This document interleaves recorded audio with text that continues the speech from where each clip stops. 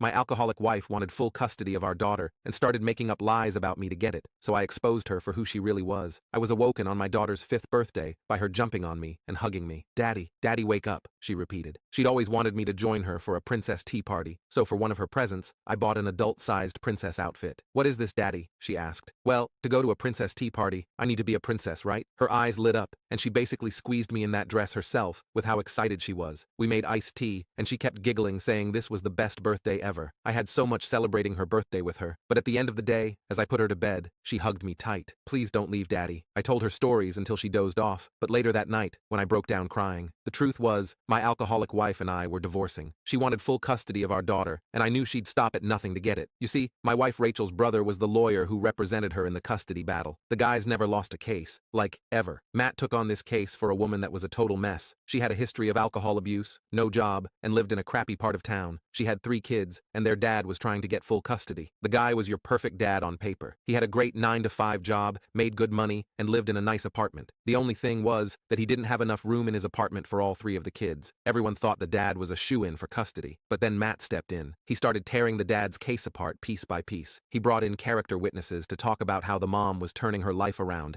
and how much she loved her kids. He made her look like a hero who was battling her demons for the sake of her children. But the craziest part? Matt somehow turned her addiction into a positive. He argued that her previous struggles made her more empathetic and determined to protect her kids from going down the same path. He convinced the court that the mom's tough life made her a stronger and more loving parent. Despite all odds, Matt won the case. The mom got custody of the kids. Knowing all this, I was terrified. If Matt could win a case like that, what chance did I have? But I knew I had to fight for my daughter Lily, no matter how good Matt was. During the court proceedings, Rachel lied through her teeth. She said I was drunk all the time and couldn't take care of Lily. Meanwhile, Rachel was the one with the drinking problem. She spun this whole story about me being this irresponsible, stumbling drunk. Then, she accused me of mistreating her throughout our marriage. She told the court that I was verbally abusive and that I made her life miserable. None of it was true, but she had this sob story all lined up, complete with fake tears and everything. She painted herself as the victim. Rachel even went so far as to say that I neglected Lily. She made it sound like I was some negligent, careless father who couldn't be bothered to take care of his own kid. The worst part was Matt backing her up. He twisted every piece of evidence and every bit of testimony to make me look bad. He brought in so-called witnesses who claimed they saw me drunk or heard me, but her testimony was needed. We were sitting in the courtroom, and Lily was called to the stand. After the judge asked her a few questions, it was time for her to speak. Lily said, "I love my daddy so much. He's the best daddy in the whole world. He makes me good food every day. He reads bedtime stories every night. I want to stay with daddy." When the judge asked about her mother, she said, "Mommy loves me too, but she doesn't like to play dolls with me. She sleeps a lot, and I can't wake her up. And sometimes she gets mad and yells, but daddy never yells." Lily's innocence and honesty were heartbreaking. She didn't understand all the legal stuff, but she knew what it felt like to be cared for and loved. Her testimony was simple, but incredibly powerful. As Lily left the stand and came back to sit with me, I hugged her tightly and told her how proud I was of her. Her words had cut through all the lies. This was something that Matt couldn't fake. It was a turning point in the case, and it gave me hope. The judge took everything into consideration, including Rachel's behavior in court and Lily's testimony. Meanwhile, Rachel's desperation led her to more extreme measures. She faked injuries and claimed I was the one who injured her, but her lies started to unravel when inconsistencies in her stories were exposed. My lawyer played the recordings I had made of my phone calls with Rachel. In these recordings, Rachel's true nature came out. You could hear her slurring her words, yelling irrationally, and making threats. The real kicker was when my lawyer showed the photos and videos of Rachel showing up drunk to supervised visits. There she was, in front of the whole court, stumbling and incoherent. She played the video in its entirety. I looked at Rachel while she watched herself cause a scene. She sunk down and tried to make herself appear smaller. Rachel's face went pale as the evidence was laid out. She tried to interrupt and explain away the recordings and the photos, but it was clear to everyone in the courtroom that her facade was cracking. The final blow came when my lawyer called one of Rachel's own friends to the stand. This friend reluctantly admitted that Rachel had a serious drinking problem and had often confided in her about how she felt bad at times for manipulating the court case. She even mentioned how Rachel had laughed about turning my own parents against me. The courtroom was silent as the weight of this testimony sank in. Rachel's lawyer, her brother Matt, looked visibly flustered for the first time. He tried to regain control, but the damage was done. The judge looked at Rachel with disapproval. Rachel started to lash out. She made desperate attempts to deny the evidence, but her stories were too inconsistent. She kept getting caught up in lies. She claimed the recordings were fake and that the photos were staged, but her points were weak and desperate. The judge took a moment and said that the evidence presented had shown a pattern of instability and dishonesty that could not be ignored. It was like music to my ears. Rachel's lies were unraveling right before her eyes, and there was nothing she could do to stop it. For the first time, I felt a bit of hope that Lily could stay with me. me. My lawyer also shared moments from my life with Lily, including photos of our camping trips, her school achievements, and our quiet evenings reading together. The judge began to see through Rachel's lies and manipulation. This final court session felt tense. Rachel's brother tried again to paint me as an unfit father, but the evidence against Rachel was too strong to ignore. The judge called for a recess and took time to review all the evidence and testimonies. As I sat in the hallway, the only thing that calmed my nerves was looking at a picture Lily had drawn of the two of us. I felt a small hand slip into mine. I looked down to see Lily. She told me that everything was going to be okay. I told her that all the time, and now she was trying to comfort me the same way. The judge returned, and everyone filed back into the courtroom. He acknowledged the difficulty of the situation and the emotional toll it had taken on everyone involved. Then, he turned to Rachel and me. He then said that after careful consideration, it was clear that I had the best interests of Lily, and said she had been awarded to me. The courtroom erupted in chaos as Rachel began to scream and shout. The judge's gavel banged loudly. I felt an overwhelming sense of relief and joy. I knelt down and hugged Lily tightly. I began crying, and Lily wiped my tears. She looked up at me and asked if she would see Mommy again. I told her that she could see her whenever she wanted, as long as I was there. We drove home in silence. Once we arrived, I started making dinner while Lily played with her dolls. At dinner, she asked me with those big, innocent eyes if we were going to be okay. I told her that we would be more than okay. I said we were going to be happy. She smiled, and we enjoyed the rest of our dinner. We had each other, and that was all we needed. The weeks that followed were quite the adjustment. I took a leave of absence from work to spend more time with Lily and to help her settle into our new routine. We went on long walks, visited the park, and spent hours reading stories and playing games. One evening, as Lily and I were cuddled up on the couch watching a movie, she looked up at me with a serious expression. She asked me why her mommy didn't want to be with us, and I struggled to find the right words. I explained that her mother was going through tough times, and that she loved Lily very much, but couldn't take care of her the way she needed right now. Lily nodded. She told me how glad she was to have me as her dad, and snuggled closer to me. I knew there would still be hard days ahead, but I also knew we would face them together. Every year on Lily's birthday, we kept up our special tradition, a princess tea party. It was our thing. Fast forward a few years after the custody battle, and one day, Lily comes home from school with the biggest smile on her face. She'd won an award for being the best reader in her class. I was so proud of her. She ran to her room and came back with this shiny certificate. She was so excited to put it up on the wall. I grabbed a frame, and we hung it together. Looking at that certificate, I couldn't help but think about our journey. Life had settled into this happy routine. I was back at work, juggling my job and being a full-time dad. It wasn't always easy, but every challenge was worth it just to see Lily happy. She was thriving in school, making friends, and growing more confident every day. It was all the proof I needed that we were doing all right.